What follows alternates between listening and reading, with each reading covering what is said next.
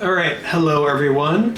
This is Lightning Runner, and I'm going to do a little update video and a little explanation of what's currently going on in my life. I'm going to section this into different parts. First will be basically a little background on myself, a little bit on how I got here, and then about what I'm going to be doing further on into the future. Obviously, by the different environment that I'm in right now, I'm in a hotel room in Taipei, Taiwan. I'm going to be stuck here for the next 2 weeks. It's currently day 4 right now.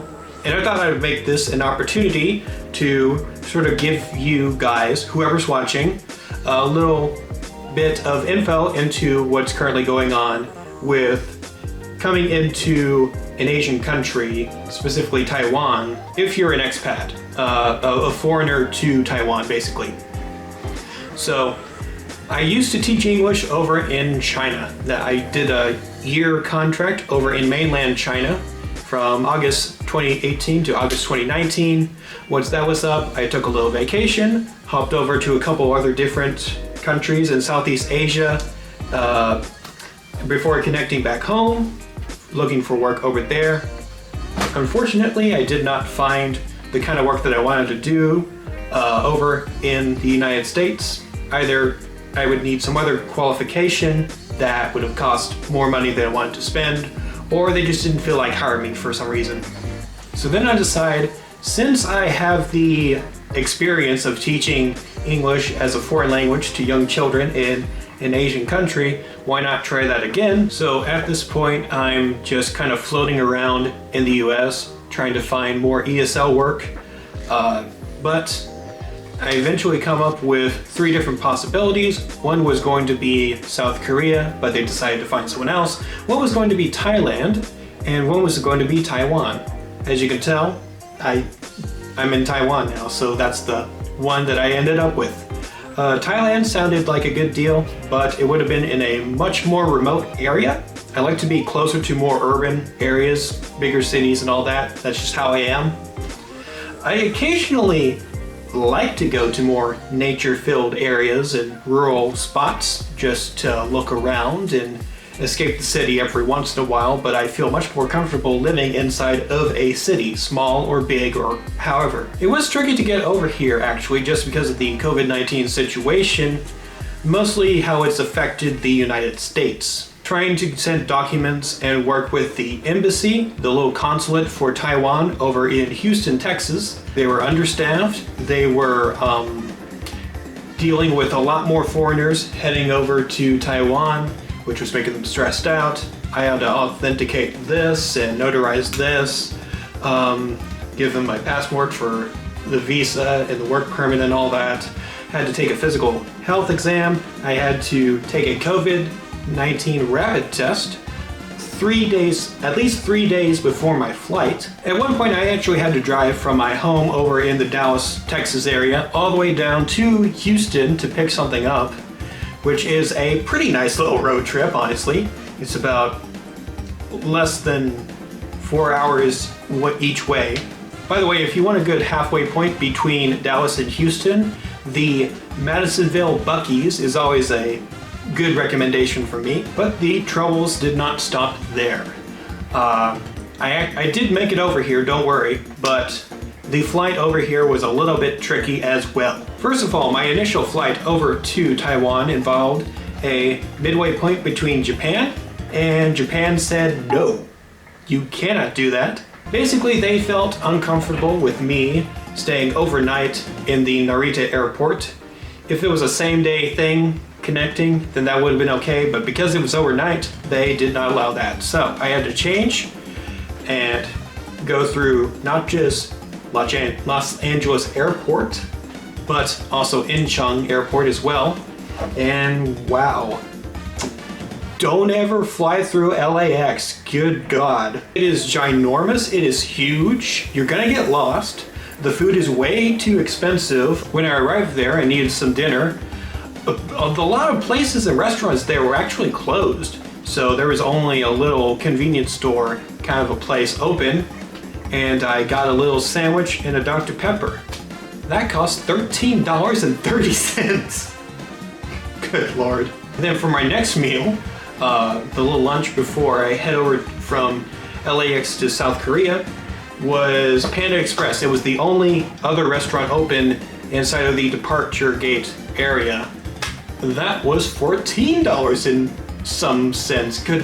That's not even how expensive Panda Express is usually. Don't ever fly through LAX. I mean, sometimes you have to, but don't make it your #1 priority. It's awful.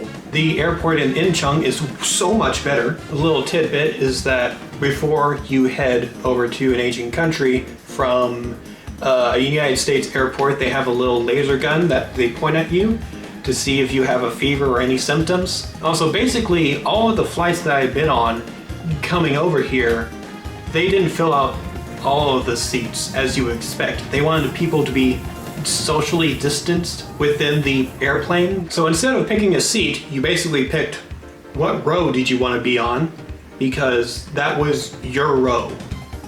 You didn't sit next to any strangers for safety reasons. The special thing about the Korean Air is that their little airplane air safety video that they do pre-flight and all that, it was a collaboration between Korean Air and K-pop group Super M, which, wow, that's incredible. It's incredibly Korean. It's very Korean, but it's also very much quite the sight to see. One other thing that I really appreciate about the Incheon airport once I arrived there, they have a special area designated inside the airport for transfer flights and connecting flights. They called it the transfer lounge, and it basically has everything you want. It has places to actually sit down. There's no place to sit down in LAX. There's really not. But there's places to sit down inside of Incheon, especially in the transfer lounge area, especially in these nap zone. Yes, you can nap as long as you want inside the nap zone, and no one will disturb you because they're too tired to care.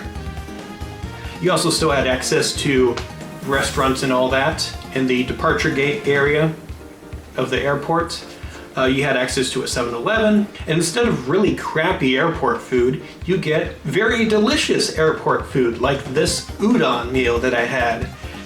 And it only costs like $8 US plus a bottle of water. Take that, LAX. Unfortunately, I couldn't stay there for very long. I had to eventually go over to Taiwan. So I do that, head over there, pass through customs, I get a little SIM card on my phone, a little 30-day unlimited data thing, and then I have a specific private little transport that took me from the airport all the way to my quarantine hotel. All the while I'm making light conversation, trying to practice my Chinese and all that with the driver, who could not speak any English at all. I mean, not that surprising, he lives in Taiwan. Not everyone here is a fluent English speaker like me, or the other expats that live around here. It almost felt like a little stealth mission though, just because you had to sneak in through a little road right here, pass through this section here, go through a little parking garage elevator. Kind of scary, but you know, it works. And then I go to a specific spot in a little underground parking garage. They spray down my luggage and all that, and me as well, before I head into an elevator by myself, go up to where my room is in the hotel, and then I unpack, and here I am for the next 2 weeks. Okay, so you know how I got here, but let's do a little tour of the hotel room, just to show you what kind of living space I'm going to be in. This is my view of the outside world here. Looks like they're getting set up for a little thing tonight. So what they have over here in Taiwan is called a night market. Basically think of it like a little carnival kind of a thing. So you can get snacks and foods, you can play little games. I probably have some shots of it already that I took on my phone. The only problem is I have to look at that and not take part in it. Because again, I'm locked in here inside this hotel room. My favorite view, by the way, is this cozy little spot right out of an anime or Ghibli film. This little paper lantern hanging in the ceiling there with a bunch of plants hanging on the balcony right here. It's very Asian, and I appreciate its charm. You're probably only going to get sites like that here in Taiwan. Starting over here with my amazingly huge double-wide bed. Perfect size for me and possibly whoever else. I suspect that this might be a double-person room, a two-person room, that they just converted to just having one person. I have a nightstand. Right now occupying the nightstand are my co-producer and editor. They don't talk much, but they get the job done. I have some tissues back here. Inside here is the much needed Bible. Now, as per procedure, they would like me to take my temperature twice a day, report it to them, and in response, they feed me 3 times a day. Here is the set of reusable silverware that I have. I usually wash it in the sink after every meal. It's just a fork, spoon, and a pair of chopsticks. They said I'm allowed to keep that along with the thermometer once I leave this place, which you kind of have to, just because it has all my germs on it. Now, the theme for this room seems to be onions. There's a yellow and green and blue onion. Here's the big purple onion. Right here, they have a coat rack. And they have a safe down here, although I don't think I'll be needing that anytime soon. Trash can, and here's the TV and entertainment center right here. I brought my Nintendo Switch with me, that's always good. They did not provide me with these cans of cola. Basically, the hotel already buys little foods and stuff for all the people occupying here through quarantine. It was similar to that, but with a little Uber Eats driver to deliver stuff for me as well, to sort of communicate with the hotel staff. If we move over here, here's the other nightstand with the little hotel phone that they call me on occasionally. Most of the time they do it just so they can tell me, hey, your food is ready. Here you see the sink and the personal hygiene affairs that I have right here. Nearby is the bathroom. We'll get to that shortly. Right here is a mini fridge that I have stored some drinks inside. Just like that. They've given me a little tea kit, and here's some power outlets like right here that I've been using to charge my camera battery. Some electronics right here. Now, I've been told that the drinking water, the tap water, has some heavy metals in it, so it's not exactly safe to drink even if you boil it. But I'm used to drinking boiled tap water in China already, mainland China that is, so who cares? Some more of my luggage. Inside this bathroom is a little interesting. Now, this is the glass wall that separates the bathroom from the rest of the living space. You have your toilet and trash can. As per countries like China, Australia, they have one flush for smaller loads, one flush for bigger loads. They've given me toilet brush and cleaner. They also have a little a bum wash, as they call it, but you can also use toilet paper. They also have these little indoor slippers just for this bathroom, but I don't usually use them, so I just kind of leave them alone. And here is the shower that I have. It already has a dispenser for shampoo and body soap.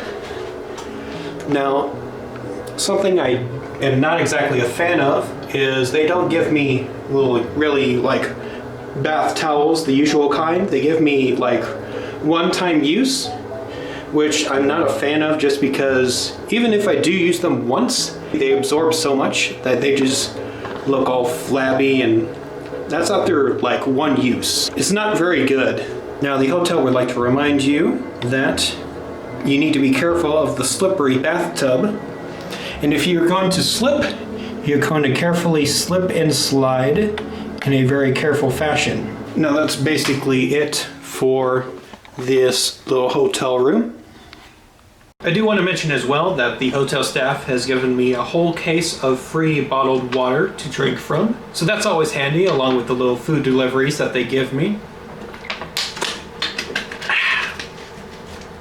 You guys know now how I got here and what the room looks like, but what do I actually do? As part of the English as a foreign language program, I'm basically going through 2 weeks of orientation and training and little guidelines of expectations that they want from me as a teacher, and that's all through group chats on Zoom and Line. Line is the premier social media app that they use over in Japan and apparently in Taiwan as well. It's like their version of WeChat, except not as... Like, WeChat was so very convenient to use, and it was cashless, and you could basically do anything with it, but that also meant it had a side of it that was made just for government surveillance. Not a big fan of that. So while I'm not doing like 1 or 2 hours of work and orientation and all that for my job training, I'm watching Netflix and YouTube, I'm playing games on my Switch. I try to check out some of the Taiwanese channels here, but most of it was in Taiwanese Chinese, and I'm not an expert, so I can't say I enjoy those kinds of daytime or nighttime programs as much. I mean, there's CNN and there's Fox Sports and there's HBO, so there is always that for English speaking content, but that's about it. There is a Disney Channel thing, like a kids cartoon thing, but that was all in Chinese. So there is that. I think the best part about this self-quarantine so far, even though I'm staying in this room 24 hours a day for the next 2 weeks, is the food that they give you. So you get 3 meals a day, breakfast, lunch, dinner. They call you ahead of time, as I said before, and the selection you get is mouth-watering. I mean, just look at these pics that I have. This might be the best bento-style dinner that I've been served so far. There are a couple of things you do need to keep in mind though. One is I cannot do laundry at the moment, just because that would include taking something that I have grabbed with my germs and giving it to someone for them to wash, and then for them to hand back to me, which I guess would be too much of a hassle, and they don't want to deal with that considering the COVID-19 situation. There is also the fact that, as I've been saying, I cannot leave at all for 2 weeks. I'm not the kind of person where I have to go outside somewhere every single day and just be active completely. I'm used to being a hermit voluntarily sometimes. Having that force upon me for more than I'm used to doing is it's gonna be interesting. But at least I have my other potential coworkers to chat with, and we've been trying out this app called House Party. It's like a video call thing, except there's little games that you can do as well, like Uno and trivia, and there's one where you gotta like connect a line through a series of letters in a circle, and you have to connect a line to all the words and make as many words as you can. But once all of this is over, I will be transferring to another hotel, and that will be the time I will be doing in-person training. And once that is done, I will be heading towards where I'm actually going to be staying here in Taiwan for this 1-year contract that I'm on.